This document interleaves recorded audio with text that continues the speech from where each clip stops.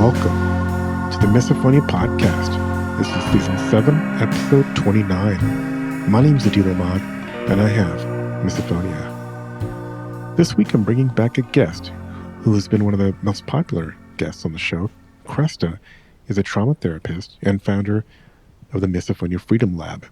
If you recall, Kresta had misophonia and says she's been able to overcome it.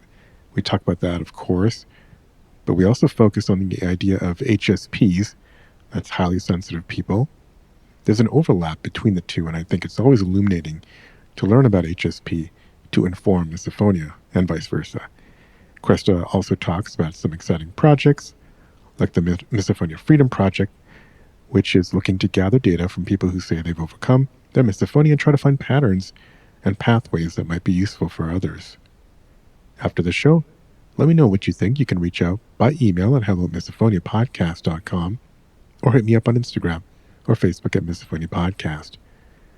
By the way, please head over, leave a quick review or rating wherever you listen to the show.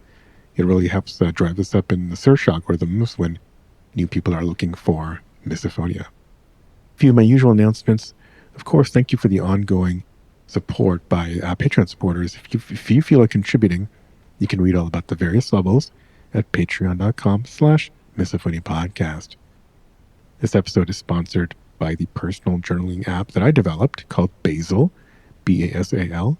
Basil provides AI-powered insights into your journal entries and then guides you with new writing prompts based on those insights.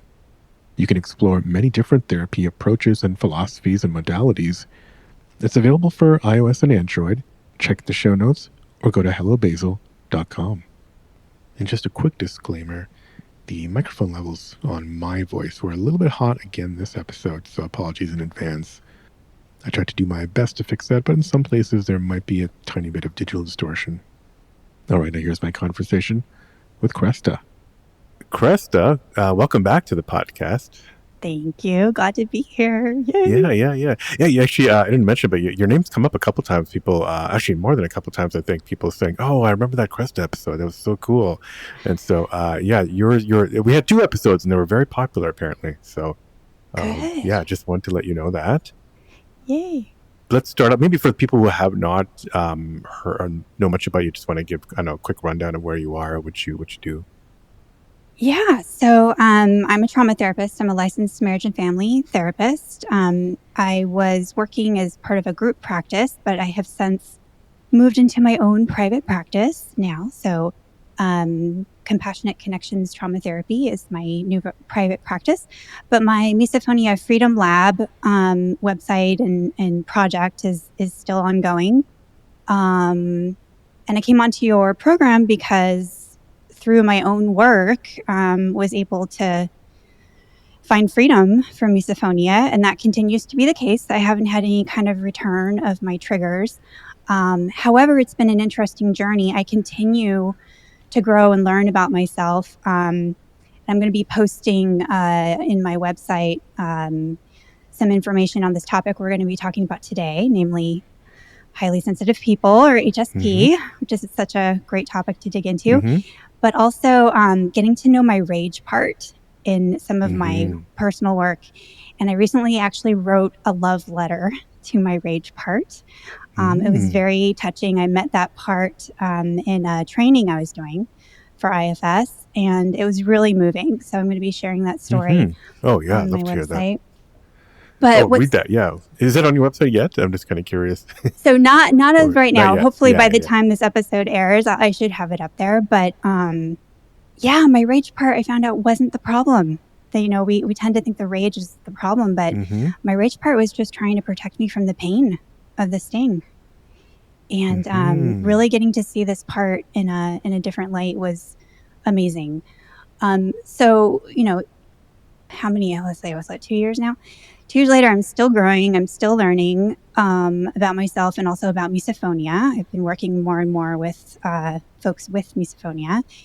And so part of that journey has been, okay, so since the sting of misophonia is gone, what am I left with? And I noticed I was still noticing sounds. I was still kind of getting annoyed by my husband's eating behavior. Not the same way. There wasn't that sting of pain or like the I needed to jump out of my Fight or skin, or flight. I didn't Yeah. have to run to the other room, but it was like, oh, it's still kind of annoying me.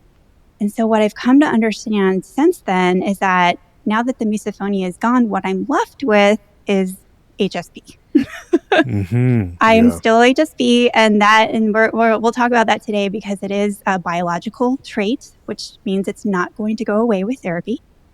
But since taking a deeper dive into this topic and sharing it not only with my misophonia clients, but also with my other clients, everyone's resonating with it.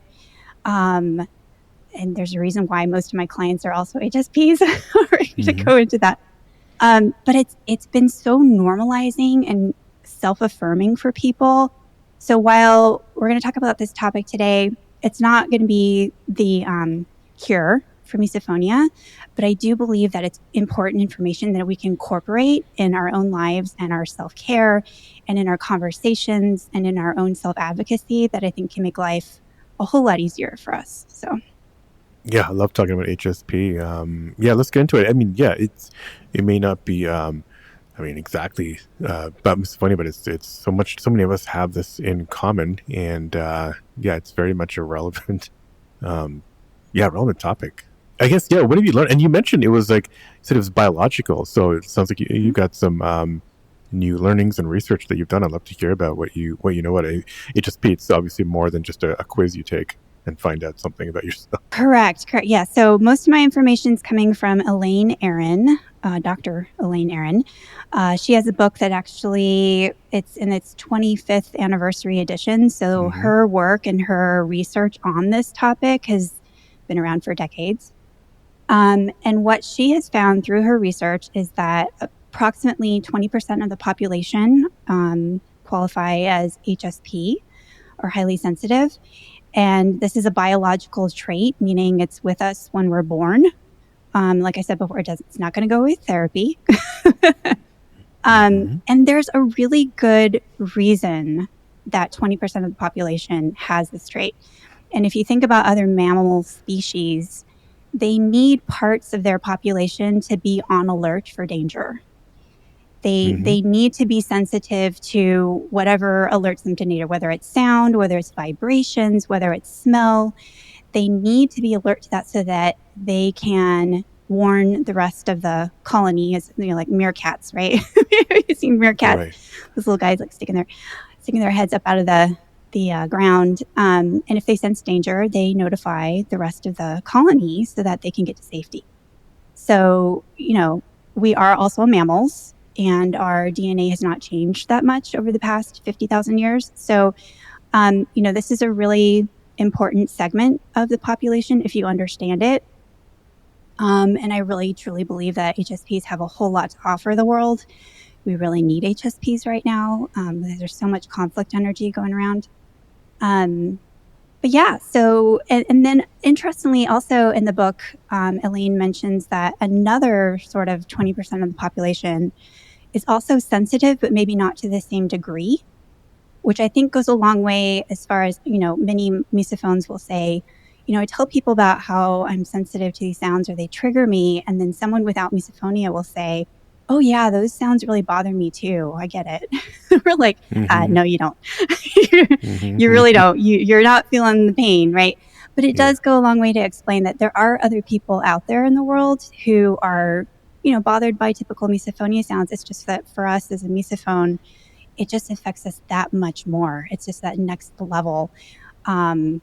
So learning about this trait can help us not only understand our own reactions, but can help us identify needed boundaries. It gives us language to ask for those boundaries, to get our needs met, and to just kind of feel a little more like, oh, I make sense now. That's the main thing. When I started reading the HSP, I was like, oh, I make sense now. Yeah. It's interesting that you say that's biological. We need it. Obviously, I totally agree. Like as we're just kind of animals that have evolved, and everyone has different traits to kind of serve different roles. When I hear that, I'm just so surprised that if it's so innate, that it's such a surprise to people that we would need it, that when they hear about, oh, somebody's sensitive to sound or something else, that it's such a shock. Is that I just wonder if is that a marker or indication of how like homogenized our society is, that we all have to like act a certain way, and we've kind of lost our ability to see differences that are actually like necessary for us as a species. Yeah, and so one of the things Elaine talks about in the book is that certain cultures actually value traits of the HSP more. So she gives the example of China. Apparently, in China, the more sort of and there is a bit of a misnomer that HSPs are all introverts. We're not. Some of us are, but not all of us are. The more maybe what we would call introverted sort of traits are more highly valued, apparently in China. And I haven't researched others. I'm sure there's other cultures. I'm thinking specifically of maybe the Japanese culture. There's such a high value placed on courtesy and thoughtfulness, and those are very HSP qualities. So different cultures value HSP more. It just happens to be here in the West, in the United States, we don't. Our society, I think and I've seen over the time, I've been on this earth, which is coming up on almost 50 years. Oh my goodness, I'm dating myself. But same. Yeah. I feel that at least in the Western world, it's becoming less and less friendly for HSPs. It's heartbreaking. And one of the things that, Elaine talks about is traditionally thinking like through history, HSPs have usually been the wise counsel. So she talks about sort of the non-HSPs are the ones who kind of jump into action. So like kind of the warrior kings, but warrior kings always had wise counsels. A lot of them were, clergy or religious or spiritual type of population, but they are usually well respected because of their depth of knowledge, because of their awareness of people and the needs of the people. So a wise king, even though he may not be HSP, would, if he wanted to be a good king, listen to his counsel that was considering the welfare of the people, what was needed, and would take that counsel. So there's a really important role we have to play in society. Not that it's necessarily better than, or like, we're supposed to put ourselves above, but I think at least in the Western culture, HSPs get a bad rap. So I at least want to like boost some self-esteem of folks out there who might be thinking that this HSP trait is some sort of handicap. And actually, I'm saying that word because the big book of AA, and I've shared here that I'm sober, coming up on just past 24 years sober, actually, 24 years sober. And there's a line in the big book that says, we're overly sensitive and it's a handicap. And I think there's a reason why a lot of alcoholics are HSPs, which we'll get into that. But it can be difficult to live with, especially if we're highly sensitive to stimulus, which we'll get into. But there's so many good things about it. So I want us to focus on the good stuff here. Yeah. No, let's get into that. So it sounds like, I wanted to get a check-in on your misophonia. It sounds like that's still at bay. And so I guess how did you come to the realization that your HSP is kind of like not going anywhere, and kind of how's that played out? Well, okay. So one of the qualities of an HSP is that we're really good at reading our environment and the emotional state of people around us. And I've always kind of been good at that. We tend to, we are literal sponges. So and I talked about this in my last podcast with you, how I was conceptualizing misophonia as like just this absorption of negative energy. Well, being an HSP from the time we're born, we are absorbing our environment, whether if the environment is one of positive or balanced sort of energy and our experience is supported and reflected, like we can grow up and be very functional, high functioning, and appreciate our qualities. But if we're growing up in an environment that is what I would call anti-HSP, where the environment is very noisy or overwhelming, or your sensitivities are put down, or, stop being so sensitive, or, and we take on shame, oh, something about me is wrong. It can be such a painful experience.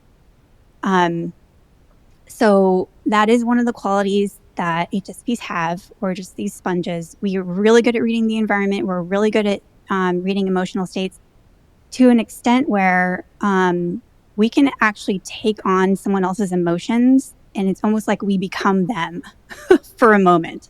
We can really imagine ourselves in the other person's shoes. And I've always identified with being able to do that. And I've actually had to work to have really good boundaries around that when it comes to my working with trauma. So that's one. Yeah, that's got to be interesting when if your entire profession is to be talking to people and going dealing with trauma to avoid getting too, I guess, I don't know, invested or in their shoes. Yeah, and for me, that's gonna be kind of challenging. Yeah, for me it was parts work oriented. Like whenever I was finding myself sort of struggling with holding my clients' experiences, I would go to the parts of me being affected, and sure enough found younger parts that felt that they need to either take on someone's pain or imagine themselves into the other person's experience.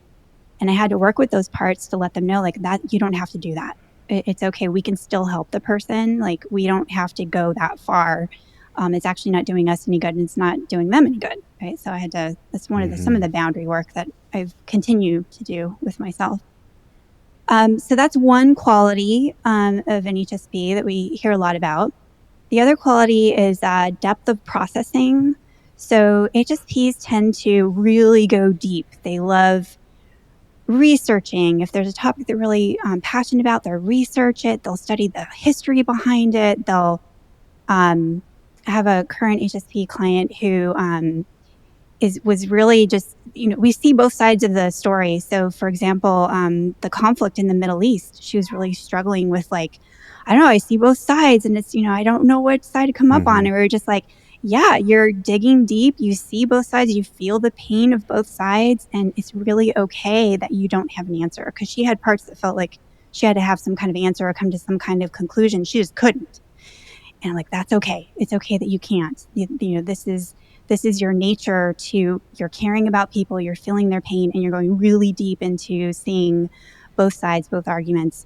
And once she was able to see that, it was like, okay, it's okay that I don't have an answer.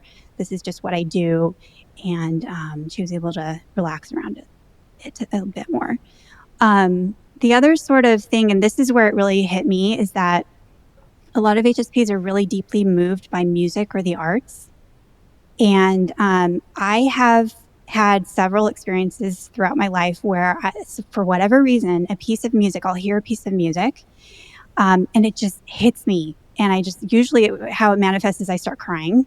I just kind of hits me in my heart, my core.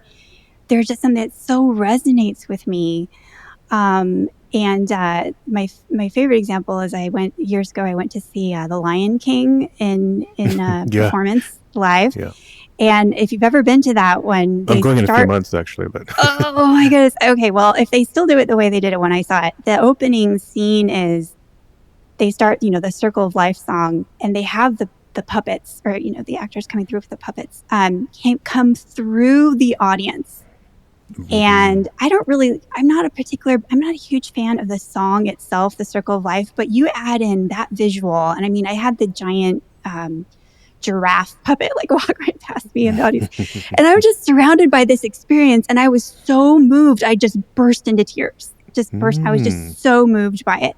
And there's been several instances where I'm just completely moved by music, by art. And what moves me is the authenticity, this sort of universal feeling into, the message, the circle of life, or this huge universal hopeful theme.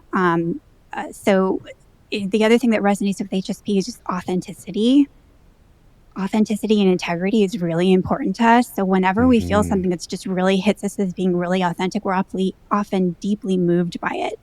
And another, I was pondering this, there's a show on, I think it's on HBO or Max, I guess it is right now, called The Great British Pottery Throwdown. And, one of their competition shows was for pottery. And one of the judges is an older gentleman. He's a master potter, and he's one of the main judges. He is a total HSP because people would bring up their finished products, and you could tell when he was genuinely moved because he would start crying. And I remember first seeing that show and being like, okay, we have a grown adult judge who's crying on television. This would not happen in the United States, but it's happening on British television, thank goodness. And what was so cool about it was that the contestants started to notice that they knew their work was good when it moved him to tears, because he would just go on about like, this is just such your authentic self and it's beautiful work. And he burst into tears and just start crying. He couldn't help himself. HSP. Yeah. So yeah, I definitely feel that with music. And if it's not like in tears, I'm just obsessed. Like the song won't leave my head, and it won't just leave my head because it's catchy. There's an entire mood that in my whole body is kind of feeling for like hours. yes. And actually, I'm glad you said authenticity, because that's something that I've tried to bring up, especially in the context of how Gabor Mate talks about authenticity, because I feel like when I was speaking to my IFS therapist and doing kind of parts work, we noticed that in my childhood it was like the periods where authenticity was kind of broken, when I had to kind of like couldn't be myself, whether it's like things I was pursuing in terms of interests and passions and creativity. When those things were kind of like broken, when I have felt kind of like smothered, or those things had to like smother those are the kind of periods and the people that were causing the misophonia for me. And so I don't know, this is just kind of an interesting thing when I think about it. And that actually does make me that does kind of like bubble up a lot of emotions when I start to think about that. So I think there's something there, not just with HSP but also in like misophonia proper. Yes, absolutely. And that authenticity piece is so important it touches on the sort of the difference between a disempowered HSP versus an empowered HSP. And oftentimes with misophonia, we sort of organically know that we learn with some heartbreak, at least for me, that I just can't be in any environment I want to be in. There's my system just has certain needs. If they're not met, it's torture. And if they're met, I can thrive. And it feels amazing. And so another quality of HSP is emotional responsiveness and reactivity. So we feel emotions really strongly. That includes the positive emotions and the negative emotions. So like when you said with the music, like you hear a particular music and it just resonates. It's not that you just like the music. It hits your body. It resonates in your whole body. Yeah, right? It almost, the meaning of the words doesn't matter. It's like a mood board, like on steroids kind of thing. That I feel. Yeah. So, yeah. Yeah, we're so affected by it. And so if we're aware of that, we can be very careful and picky about what we're exposing ourselves to. Like that is important, because we can get so much from being exposed to positive, and we can also be really affected by negative.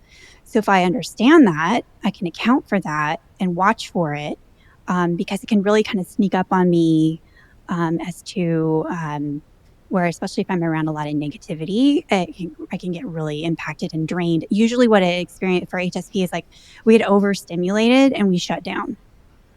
Right. Yeah. Can you speak to how that maybe evolves over time? Because you know how misophonia, people get triggered by more things later. Even HSP, I feel like maybe there's some things I might be extra sensitive to now that I wasn't a while ago. And people like family members will sometimes be like, why are you suddenly more like sensitive to the sound or this and that? Is it, you say we're kind of kind of born with it, but does it also evolve kind of during our lifetimes? I believe so. And part of that is so it's interesting. When we so if we're growing up in an environment that's very anti-HSP, let's say, parts of us will learn to defend ourselves in whatever way is available to us. So if we're young children, one way to defend ourselves might be to dissociate.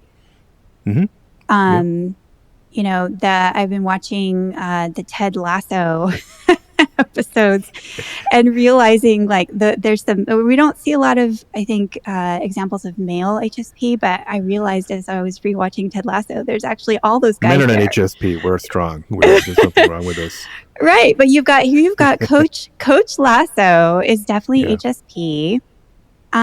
Because his whole mission is authenticity and creating, like he wants his guys to become the best version of themselves. Such an HSP quality, right? He could really, and you see it, and he could care less about winning. He just wants his guys to become the best people they can. But Roy Kent, right? Total HSP. But you see his defensiveness that he learned, because I'm sure his sensitivity was not supported, is to be angry and to cuss a lot, right? So here's this defensive mechanism to hide behind, really, to hide his sensitivities behind. So we learn these defense mechanisms from an early age. And in a lot of ways, they can serve us. If we're doing our own work and we start letting go of those defenses, then I have found for myself that I am becoming more aware of my sensitivities. And I don't know that it's not like I'm developing more sensitivities. I think it's more that I'm more aware of them and I'm acknowledging them and realizing that I need to do something about it because my previous ways of dealing with it were not working for me. At least not anymore. So, connecting a bit to the misophonia experience, right? So a lot of HSPs have sensory sensitivities, and that's going to range and vary from person to person. A lot of these traits, no one's going to have all these traits. We may not share all these traits, but and Elaine Aron has a questionnaire, like a self-question, like quiz that you can take. It's not a complete quiz. I think it's like 25 years old, so it could probably be updated. But one of the common things of HSP is just sensory, just very sensitive to sensory things. And so, for example, so my sensitivity seems to be hearing. I also have, I've noticed a sensitivity to food. I've always had it, but so, like, I have to really check in with myself of like what food sounds good. And if it doesn't sound good, like I can't eat it. It's not. Food sounds good as in not just the actual auditory sound, but like the cuisine or whatever. Yeah, if I think about eating it, and it has nothing like I like spicy food. It has nothing to do with like I'm sensitive to spicy or I don't have a textural thing like an ARFID. ARFID is a textural sensitivity. I don't have any of that, but I wake up in the morning, what do I want for breakfast? And I can think of all the various things. And one thing will stand out is like, oh, that's what I want to eat today. And if I try to force myself to eat something else, sometimes I just can't. It's I've always been that way. It's very weird. So those are some of my sensory things, but like my husband who's also HSP, has a very attuned sense of smell. He smells things that I don't. So I was like, are you sure that's even there? I think you're imagining it, right? Right. We can have different sensitivities. So any sort of, any of our senses can be kind of turned up to 11. And it's right in line with what I'm hearing from other misophones as far as they're identifying with, if not a full misophonia response through different sensory things. I mean, we all know about the misokinesia, right? Being triggered with sight. Yep. But then there's others who are reporting getting triggered by a taste or a smell, or even a touch. And those all fall in line with an HSP identity, where just a lot of people can remember being very young and not wanting to wear anything too itchy or scratchy or stiff. We might find ourselves being really affected by smell. So I personally can't stand it when someone's wearing a lot of perfume It's almost like it's almost like an assault. Like it just it hits you in the face, right? It's just so rude. This is very misophonic, right? It's like me wearing stiff, itchy clothes. It's like an assault on my body. I can't do Yes. that. Yes. And so that is the quality of like when we are sensitive, it's not just that we don't like it. It literally feels like an assault. And like, Yeah, there's just thing. I'm sorry to cut you off, but yeah, there are certain fabrics like those kind of wool sweaters that I probably get used to it. Well, no, I don't know. There's some that it just feels like I'm being hijacked. My mind is being hijacked, similar to the misophonia emotion. mm-hmm. So yeah, I've said before. I mean, I've said probably like a broken record, especially more lately. That I feel like this condition is more than just about sound, and so Mm-hmm. misophonia is one manifestation of what's going on, and it does it relate to HSP. I think a lot, and so I think this probably very likely this might all be redefined in the years ahead to take into account a lot of the things you're talking about.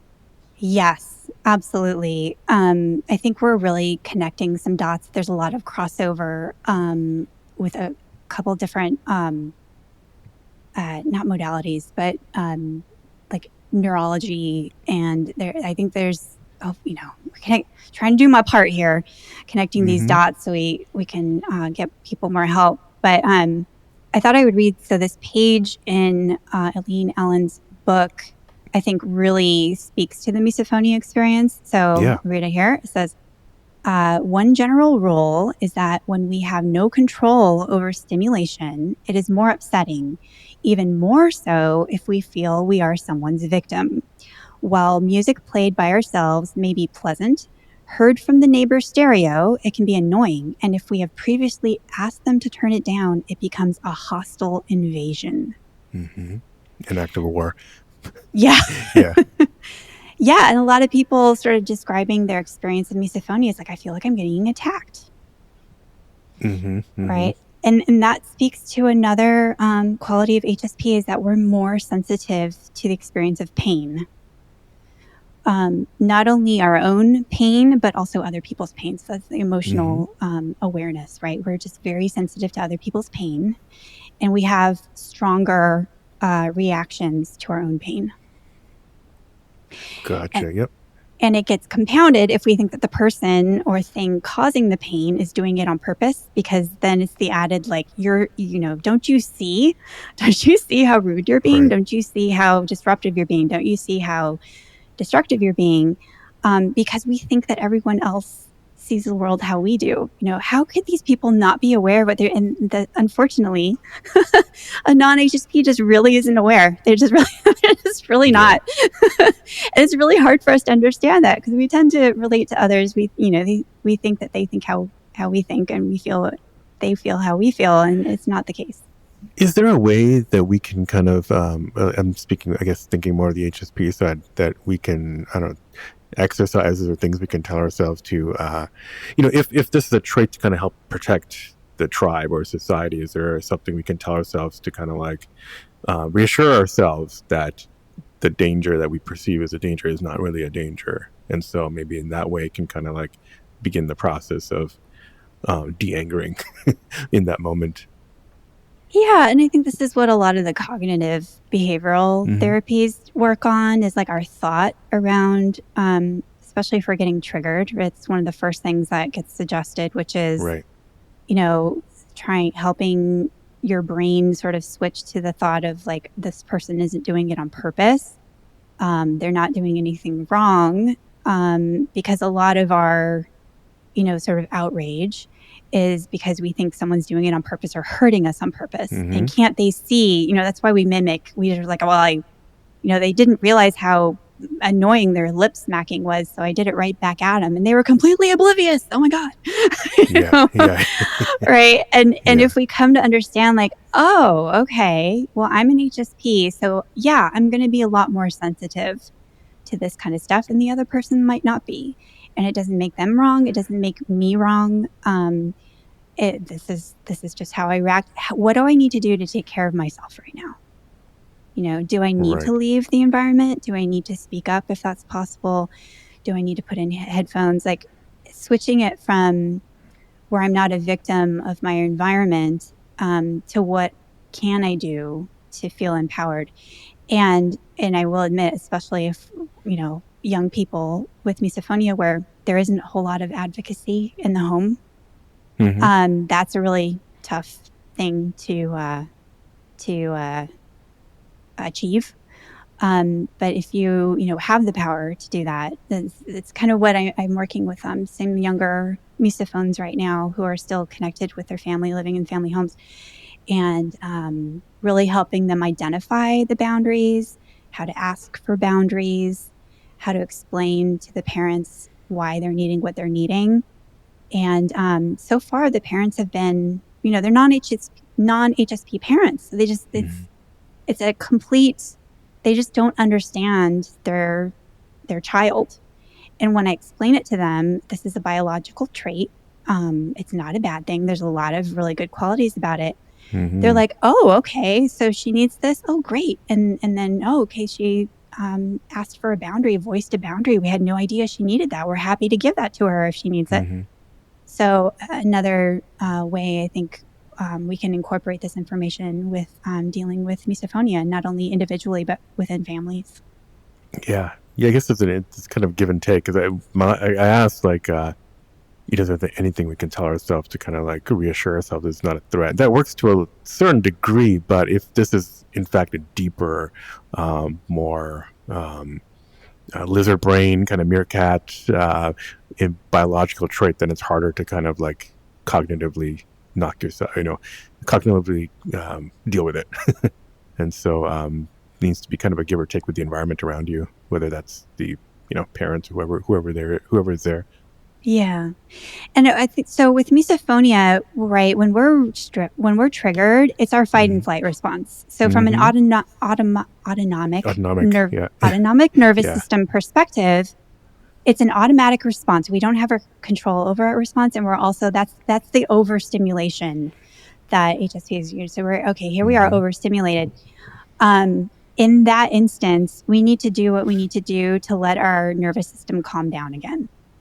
And so that oftentimes means needing to leave the environment so I can take a breath, my body can relax, because we can't talk ourselves down from activation when we're in fight and flight, right? And I get frustrated with treatments that say, oh, when you're super activated, you should just try to stay with it or try to talk yourself out of it. There is a certain point where it's just nervous system wise, that's just not possible. That's why I think having this information about needed boundaries and feeling into and discovering what those boundaries are for you, it's preemptive. It's like, okay, I'm going to see that I'm going to be overstimulated in this environment. What can I do to reduce that stimulation or take care of myself or have an exit plan if I do find myself too stimulated? That way it never gets to the point of getting so activated, right? Yep. Yeah, because, so the sort of talking ourselves down from there's a danger or, I would say what really stuck out for me with my misophonia is the experience of pain. I didn't really understand it, but that's what, I was talking about the love letter to my rage. My rage was trying to protect me from this experience of pain that was so intense and so uncomfortable. And so I can use that language with the people around me who are non-HSPs to help them understand that the reason I'm asking for my environment to be this way is not because this is just a preference of mine and I'm being picky. It's because if I don't have it this way, it's actually painful. And there was a really edifying podcast episode I found. There's a couple, they do a couples podcast, and the wife is HSP and the husband is not. And they were discussing how this was a real source of contention in the relationship until the wife discovered and started to understand her HSP, and it gave them language to talk about their experiences. And one of the things that was so great that the husband said was, I didn't realize how uncomfortable you were in certain situations, and that not that you were asking for the environment to be a certain way because that was your preference or that you're trying to be controlling. It's because if it wasn't that way, you were miserable. Right. And she was like, yeah, it really, like, if it wasn't a certain, like, if this piece wasn't there, I had a horrible time. I was miserable. I didn't want to be there. It's very, very extreme. So, and I think that goes directly to, if you're living with a misophone or trying to support a misophone, understanding that we're asking, it's not, sorry, I was thinking about the mirror neuron study where at the end I was reading through it, and at the end they're like, perhaps one of the reasons why, misophones are so angry is because their goals are being interfered. I'm like, what? There's more than one reason why you'd be angry, and the most obvious one is I'm being hurt. Like, ouch, this hurts. Stop. But so it's not that we're trying to control.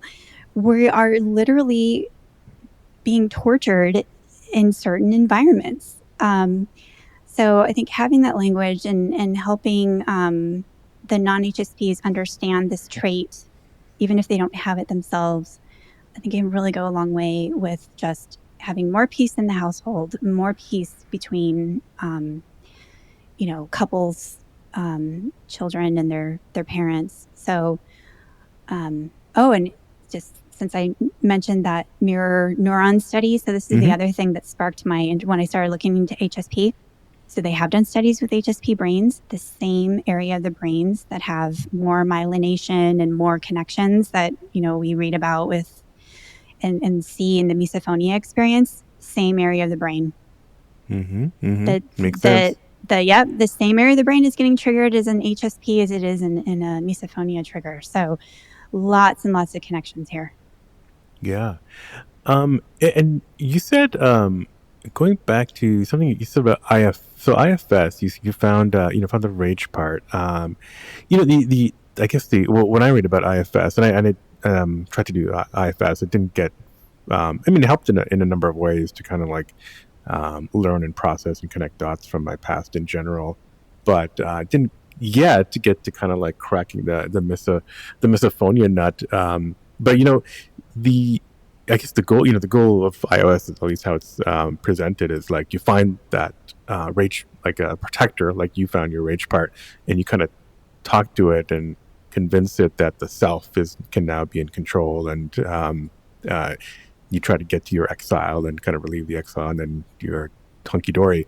But at least that's my interpretation, and that could be wrong. But it sounds like you're still kind of like you're communicating with your exile, not the exile, your protector. It hasn't quite kind of like been what is it called, unburdened yet, or maybe it has. Yeah, well, that's what when I post my love letter, I speak to the unburdening process, because that was the work I did. And it's helped. I was saying before how maybe misophonia was gone, but my husband was still bothering me a bit. Right.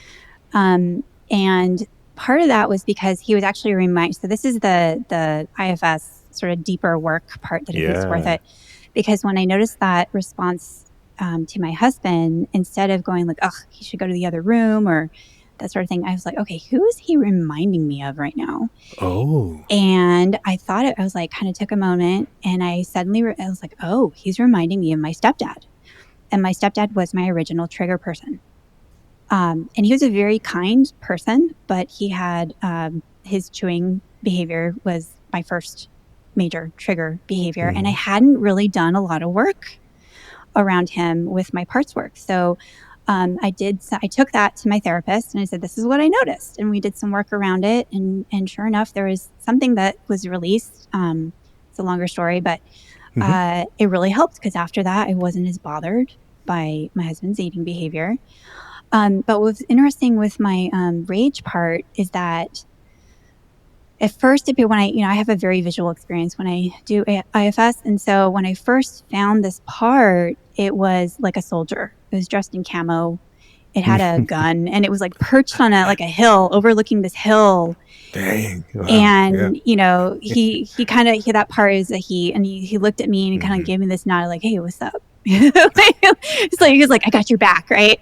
I'm like, wow. And so I kind of stood next to him and I was like, what are you looking for? And I realized he was looking for the next attack. Mm-hmm. And I said, wow, okay. Well, is there any sign of danger? Is anything coming over the hill? And that helped that part go like, oh, actually, no, there hasn't been for a while. I'm like, I wonder, can you feel like you can maybe relax a little bit? And immediately, like a little, not a little, it was like a comfy sort of lounger chair popped in, and he was able to take a seat. And he lit up a cigar. I don't smoke cigars. my part does apparently. And he was just like, he was able to sit down, and he still was like, yeah, I got you. But he was smoking the cigar. I went back later with my therapist's help and was able to acknowledge that part for what it was doing. I was like, I see how hard you've been working this whole time. And that part just started to break down and cry. Mm-hmm. And it expressed to me that I was working so hard trying to protect you, and nothing I did worked. And I could feel this part's feeling of hopelessness and helplessness because I tried to speak up for you, but other parts came in and shut me up. I was trying to get you away from the pain and the danger, and you couldn't get away. And I was trying so hard to help you. And I felt like my hands were being tied behind my back and I couldn't do what I wanted to do.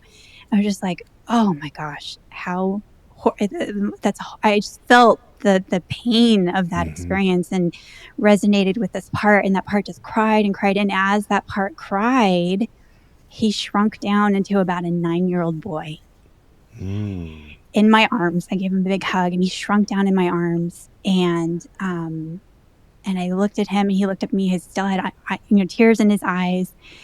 And I was like, thank you for all the work you did, but it's okay. I'm here now. You don't have to fight for me. How about we're still fighting. How about we work on this together? And he just kind of, wiped the tears away. He was like, yeah, I like that. Right. So now he knows he's not alone. He knows his work was appreciated. And then he looked up and he's like, can I go play basketball now? I was like, cigar.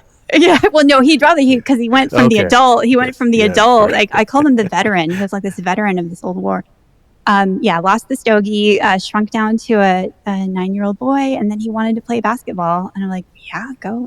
So this happens sometimes. You address the parts issues, or they unburden, and they want to go play. So yeah, go play. And I'm not even that big a basketball fan, but a part of me is. Yeah. So that's kind of, that was, I didn't mean to tell that whole story, but that's kind of how it went. So that's a a sample of an unburdening. A lot of times when our parts unburden, and that comes from witnessing what the part is carrying. So in this case, this part was carrying the extreme pain of the hopeless and powerlessness that he was feeling as he was trying to help me doing this job to protect me. And when I let him know, like, you don't have to do that anymore. I'm here, and you're not alone. He was able to shrink down to his younger self and just be himself. Now he can be this playful little boy and go have play sports. Yeah, no, that's fascinating. Thanks for sharing that. I had a kind of a similar kind of flow experience with when I was doing parts work as well. It's really powerful. And has that kind of really helped your I guess this is relatively recent, right? Since we talked, has that kind of have you noticed it really help your rage? Are you still going on rage drives? I kind of like talk about rage drives too. It's kind of a fun thing to do, but. Yeah, I haven't done a rage drive in a while. I'm definitely more comfortable with my anger, which I think is a good thing. What do you mean comfortable with your anger? Yeah, double click on that a little bit. I hate the term double click, but maybe talk about that a bit more. Yes. So I always love working with people on getting, especially women, and majority of my clients are women, getting in relationship to their anger, because our anger is a part of us, getting our attention, letting us know that something's not right and that we need to set a boundary. And so often we're told, especially as women, it's not okay for you to be angry. That's not women allowed. are not allowed to be angry. You're right. It must be even more repressed than us, than men. Yeah. And And it can be scary because anger is powerful. Anger is powerful. And so even if we're aware of our anger, a lot of times we have parts that have learned, this is too powerful. If we speak if anger is allowed to speak its truth, we won't have friends, or we'll get in trouble, or we might even get hit, right? So there's a real danger in letting that part speak up. But getting in relationship with that anger is so important, because that part is letting us know that something isn't right. And because it is so powerful, it also gives us the power to stand up for ourselves. It gives us the strength to stand up for ourselves. So when I say I'm much more comfortable with my anger, I feel it's like it's not in control of me. It's like a friend. It's like, okay, I'm feeling angry about this. Yeah. Okay. What do I need to do here? Is there something I need to do? Right. And so it's such an important part to tune into. And in a sense, relieving that rage part, what I've noticed is that I don't have as much sort of responsiveness, reactiveness, right? Response is I can actually respond to something. Reaction is I'm just reacting. I don't have as much reaction around things that make me angry. There's more clarity. I'm aware of my anger and what it's trying to tell me, and I can speak up for it. I can speak up for that part and not have it completely overtake me. And there's also this sort of vibrancy around what I'm standing for, what I'm taking a stand for. So what I'm passionate about, and this is such an HSP thing, like, what am I feeling integrity about? What is resonating with me and authentically important to me? There's just so much more energy and empowerment around taking a stand for that kind of stuff. So, do you mean like which kind of which little battles are worth even fighting for, or even getting upset about, or yeah, else? that's funny. That has been part of my work. Because I'll give you, this is a very HSP thing. So HSPs are usually a lot of us are rule followers. A lot of us are people pleasers. And rule following, it goes along with our, the integrity piece and keeping, law and order and, everything in its place and waiting your turn. Those things can be very important to us. But I have a really hard time. My son is 6, so he's in kindergarten. And whenever I drop him off at school or pick him up at school, there's oftentimes parents who will park right in front of the fire hydrant in a red zone. God. And it just drives me bananas. It just drives me bananas. I'm feeling my blood pressure rise right now. Yes. And if anyone else listening to this is like so enraged by those sort of little injustices. I should have a disclaimer. Right? Disclaimer at the beginning of this podcast. So. Right. And the integrity piece is like, what are you teaching your children? Right. It just all comes up, and it's rage, just that very familiar feeling. And I've really had to work with, and this is where, Elaine Allen in her book has a few things that she says HSPs really need to thrive in this world that can feel so overwhelming and maybe even scary or violent, intrusive. But one of the things I've been really working on is my connection to spirit, because I've realized that if I let that, the sort of temptation to get sucked into that lower energy rage response to that person's actions, is I feel it resonates all within my body. It ruins my day. Like I feel the energy rolling through my body when I let that anger, come, because I'm not saying anything. I'm tempted to like, what the hell are you thinking? Like, what, wants to speak up, but I know it's not going to help anything. It's probably not going to change anything. And so what I've sort of come to realize through sort of tapping into more spiritual connections is that, that somewhere along the line, their cosmic karma, whatever, they're going to learn their lesson when they need to. And I kind of feel sorry for them that they're so oblivious. That's kind of like what I tell myself. Recently, this happened. This was just a few days ago. A mom parked. Oh God, I can tell another story. I'm going to get twice as no, well, and she was in a very expensive car, which in my area always seems to these complete. That doesn't help my rage. right. It all adds up. And thank you for validating my point of view on this. But she was and this is so she gets out of her car looking at her phone, just glued to her phone. Yeah. Oh, God. Walks to the pick up her child, complete on the phone. I got in my car. Mm-hmm. I was like, it's her karmic. She's gonna Mm-hmm. learn the lesson somehow. I don't have to do it. It's not my job to do it. And it's so sad. She's like obviously sucked, and she's walking out with her kid still on the phone. I was like, oh, Mm-hmm. how unfortunate that here she is picking up her kid, and here's a chance to like really kind of how was your day and connect with her child, and she's completely missing it. And so Right. instead of getting angry about it, I kind of look at it, okay, it's not my job to teach this person this lesson she could be learning. And so I'm kind of taking it as like it's sad. It's Mm-hmm. sad that she seems to be oblivious to this, and maybe one day something will wake her up. So I've kind of given up on my crusade on teaching how to behave better, Yeah. be better, right? I can let that go. It is a work in progress, however. No, that's fascinating. And a couple of things I'll say there is, I think I used to try the karma thing, but then that wasn't working. It was, at least for me.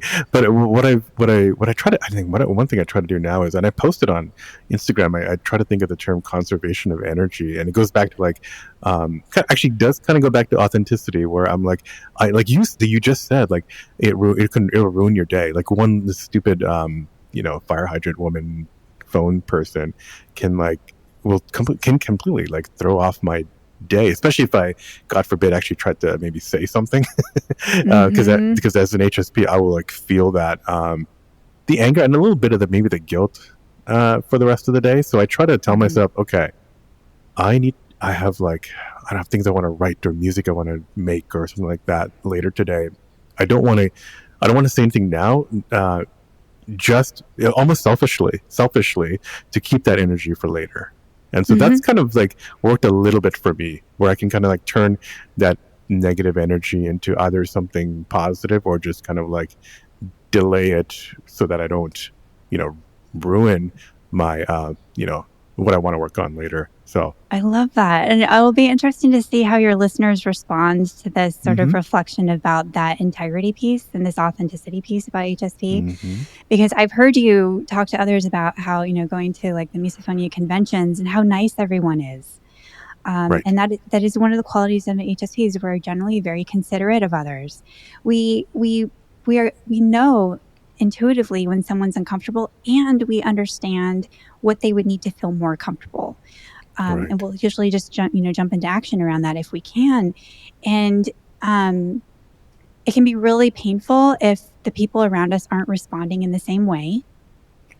It can be painful if we're seeing the world just completely. There's so much in politics right now that is upsetting for HSPs. I didn't notice that. Yeah, just complete disregard for other people's pain. Yes. And so a lot of HSPs are really struggling right now, but that means a lot of us are waking up. We're waking up, and the pain is actually waking us up. We can't ignore it anymore. And so that's why I have a lot of hope. Because again, the world needs more HSPs. We are the wise council, and we see it in the corporate world, right? The corporate focus on profit only and not on people. If they had more HSPs on their boards, they'd be like, "Hey, we can't. This isn't sustainable. We can't just toss our workforce aside and focus on profits. It's not sustainable. It's literally not sustainable." But we've really, the pendulum has really swung to one end of the spectrum in regards to what we have to offer, and I think hopefully start turning that around. And as more and more of us start waking up and start getting in relationship with our own boundaries, our own anger, not a sense of righteousness, but just a sense of like integrity. Integrity, a little bit of righteousness, but yeah, there can go right. We want to. And there's, I think Aaron warns against us getting too self-righteous about this, because we can. Right. To go back to the Ted Lasso, right? Nate's character, he's HSP in the beginning. He's what I call a disempowered HSP. And then you see him, through standing up for himself. That's the one, he's being more assertive.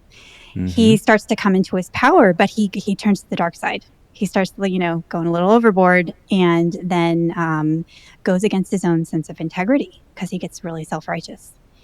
Right. And then we see, spoiler alert if no one's watched Ted Lasso, but in the end, we see him come back to his integrity and the connections that he's able to make with the other players, and really his depth of processing around soccer is his gift. Reading not only the players but the opponent's players, like that's really his depth of processing, his gift as an HSP. Whereas Ted Lasso's gift as HSP is really bringing out the best, the integrity, the authenticity in the other players. He could care less really if he wins a game. He's worried about the integrity of the person and the people he's coaching. So, yeah. Yeah. Well, those are great. Maybe the great thoughts to kind of to kind of end on. But while we wind down, anything else you want to share? And you came on 2 times last time, and I'm definitely not against having you come on in the near future again to expand on anything or talk about anything new. But anything else you kind of want to share now as we kind of wind down? Yes, it was okay. I have a short list of what Elaine Aaron recommends for Please. HSPs. I can go over that briefly, and then if it's okay, I'd like to kind of catch everyone up on what I've been up to and what's kind of in the works. Yeah, for sure. And we can wrap it up. But so Elaine Aaron identifies 4 areas that HSPs really need in order to thrive in the world. And one is self-knowledge. So that's a big piece of why I want to come on and talk about this topic. If we know we're HSP and we can learn it, there's a ton of YouTube videos out there, 8 things that HSPs need to be happy. Right. There's like ones on the dark side of HSPs in relationships, because there's a lot of dynamics going on. But if you know yourself, know what you are most strongly affected by and what you need to be your best self, right? That's going to be really important information to discover and to incorporate. So the second thing is reframing. And that's what I was hoping to do today, which is, HSP is often, overly emotional, super sensitive, blah, blah, blah. No, we've got so much more to offer the world. There's so much more to us that's important. Our needs are not that we are being controlling or ridiculous or whatever. We need to negotiate with the people in our lives, but our needs are not ridiculous and we need them for a reason. And so if we can understand that and communicate that, it's not only a reframing for us and what we need, but also for the people in our lives so that they can understand us better and meet us where we need to be met, right? There's good reasons for all that. The other piece for HSPs to thrive is healing deeper wounds. So this goes back to why a lot of my clients, all but one, I would say, identifies as HSP. And that's because HSPs are deep thinking, depth of processing. They are usually drawn to the deeper healing work. And it's very needed, especially if there's childhood trauma. It's going to affect you as an HSP even more. So non-HSP can still be affected by trauma, but it's going to hurt an HSP even more. We're just more affected by a traumatic childhood. So healing of the deeper wounds is important. And in her book, she goes over the different ways to achieve healing. And depth work is a big one that it's probably going to resonate with an HSP because there's usually a spiritual component around it. And that's the work I do. That's the work I'm drawn to. That's why I like IFS, because there is a spiritual component to it. It just deeply resonated with me. And tends to resonate with all my clients, right? So they are looking to do the deeper work. That's what I want to do. To heck with surface stuff. Yep. And the other thing is help with feeling okay when out in the world and learning when to be, quote, less out. So I think she's speaking here to knowing what our boundaries are. A lot of us can be very outgoing, but it drains us. So I'm not an introvert. I would call myself a extroverted introvert, which means I am very comfortable around people. I'm very outgoing, but after a social engagement, I need a nap. Alone time is a really big thing for HSP, a safe place to go where I can process what I've taken in. So help with feeling okay when out in the world. So, from a Misophone perspective, having that exit strategy, feeling in control of my environment. When my husband and I would go to a restaurant when I still had misophonia, he gave me control and say over where we would sit and what position I would sit in, because then I could hypervigilantly pick where I would see the fewest people eating, right? Because they would trigger me, right? So having help with that, and also learning to be in the world. We don't want to just hide away and isolate, which is especially what a lot of misophones do. We still need to learn how to be in the world, be a part of the world, and also know when to bring it back in. Right. So she talks about the importance of that depth work, body work meaning that could be anything from we might need some medication help to help our nervous system calm down, especially if we're super activated or overstimulated. Massage is often a good thing for us to engage in, because we hold so much of our stress and what we've picked up from the world in our body. And then she also highlights the need of really good nutrition, because everyone's going to be a little different, but having good nutrition, proper sleep, all those sort of regular exercise, those are all so important for us on how sort of the ability, the resilience to be out in the world, deal with the world, and especially if we have misophonia, deal with our triggers. So, yeah. No, all things that are super important come up on the podcast. I try to bring them up on the podcast. Yeah, no, thanks for pointing that out. There's just never ceases to amaze me how similar there are. Some of these characteristics are between misophonia and HSP. I think in the future I wouldn't be surprised if it all becomes merged into a different name or same name or whatever.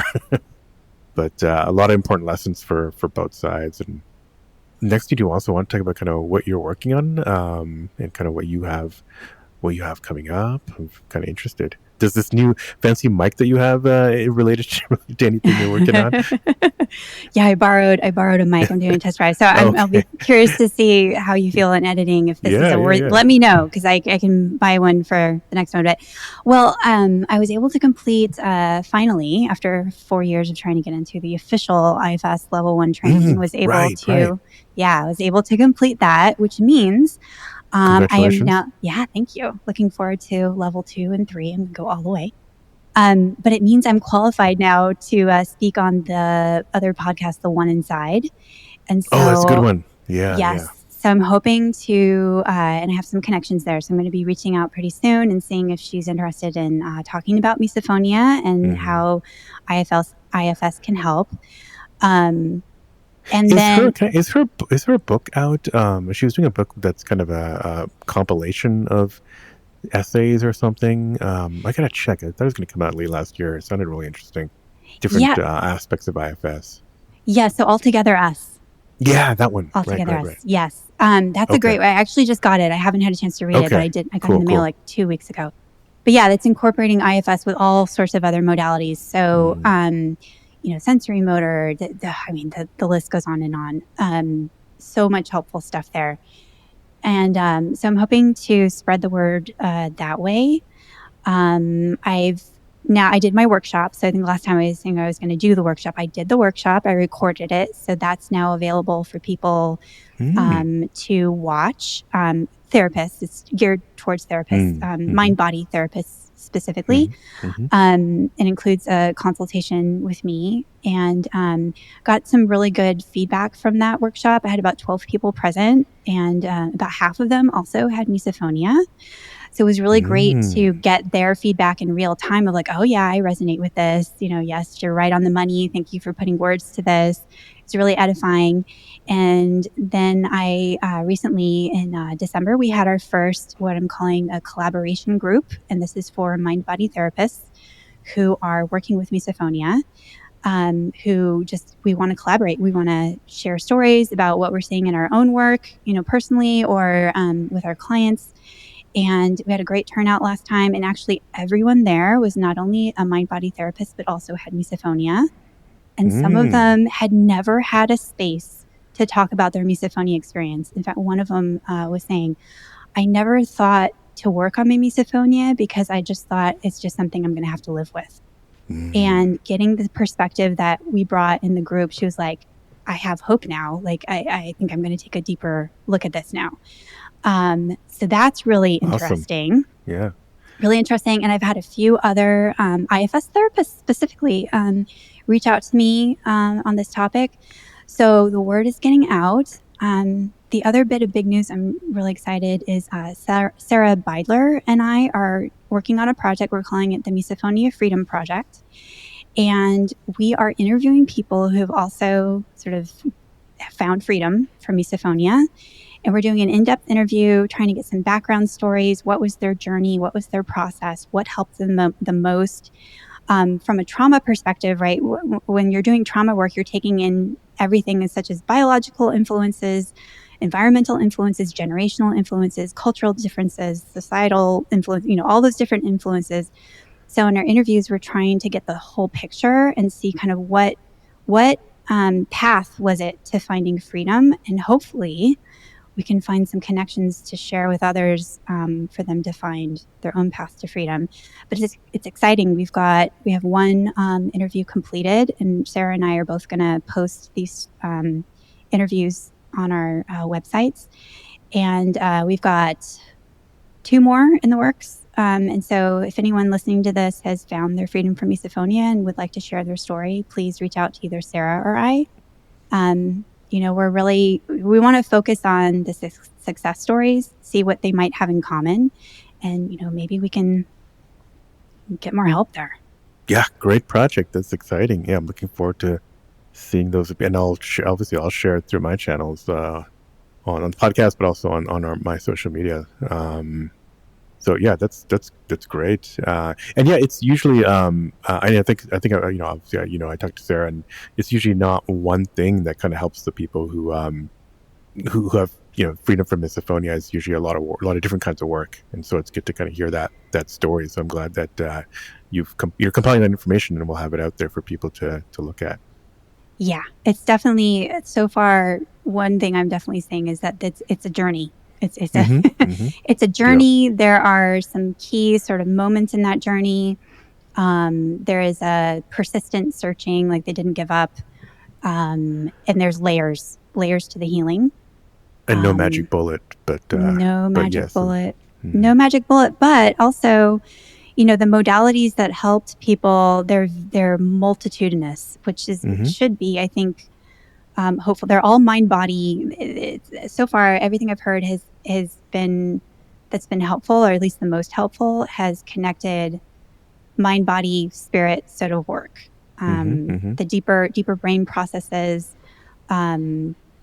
A lot of it is addressing past trauma that might not have had anything to do with misophonia, but the one thing that came up in my own work when thinking about the misophonia pain response, another word for pain is hurt. And, hurt can be an emotional hurt. So anything we can do to reduce or release any pain or emotional hurt, I think is going to help us. It's just going to take the power out of that trigger response. Because the other thing I've heard from people who, I'm thinking one therapist who is self-identified as having misophonia and had a lot of personal trauma, but works with trauma. So she's done a lot of her own work. She doesn't identify as not having misophonia anymore, but she says, it's really reduced a lot. And that's one of the questions that we're going to be asking in this Freedom Project is what do we call success? Like, what do we call freedom from misophonia? Does it have to be completely gone? Or is it, it's reduced to a level where it's tolerable, we can live with it, or we can adjust to it without having to hide from it. Right. So we're going to be feeling into all of that. And yeah. I'm excited. Yeah. Yeah. Yeah. And anything else that you're working on?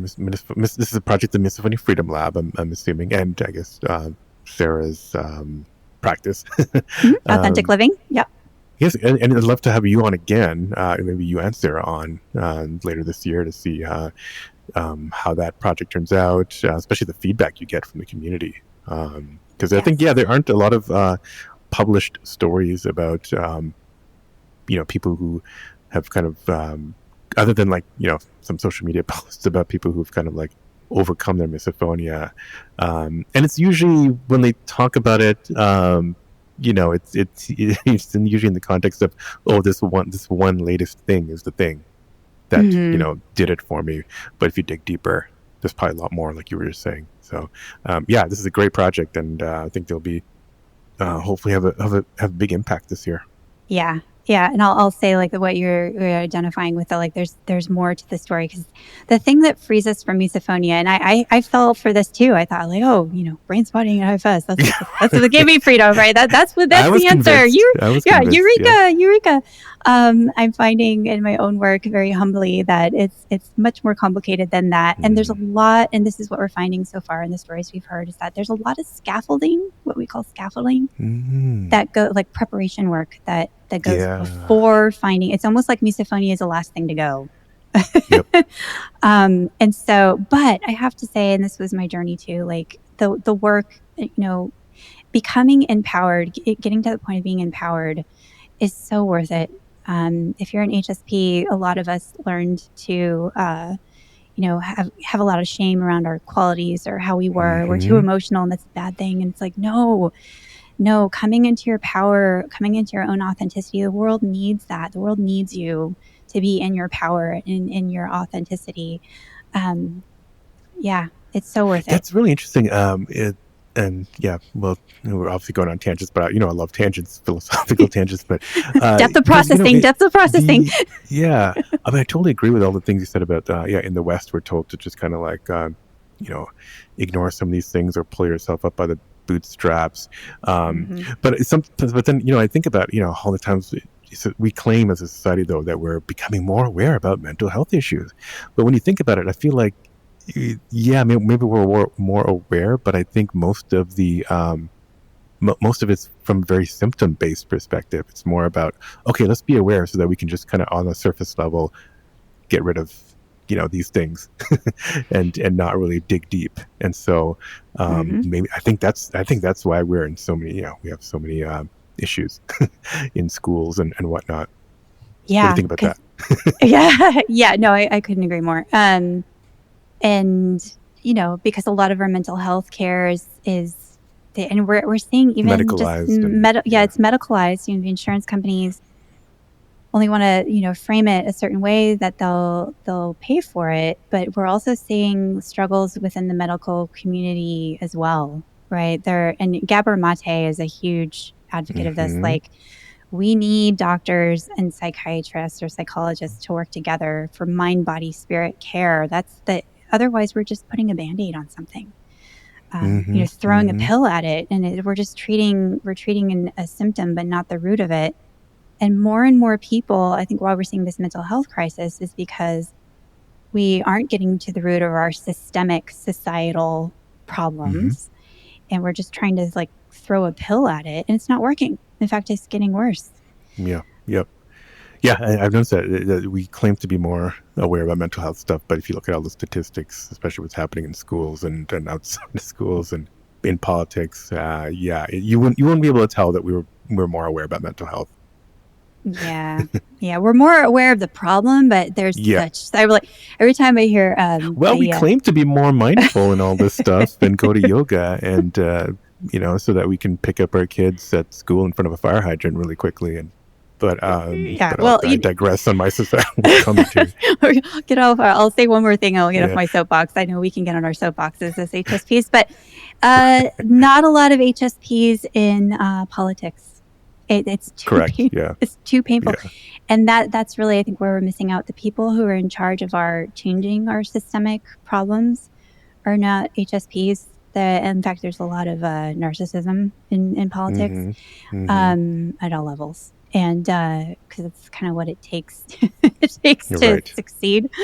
And we're really missing out. Like, whenever I hear Senate hearings talking about a mental health issue or like trauma, sexual abuse, or whatever that is, because that's an area I work in.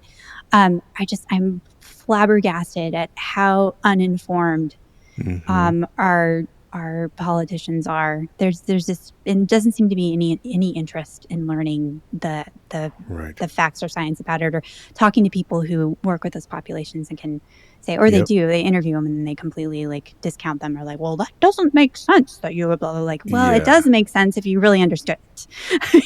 Right. It's very frustrating. So. Yep.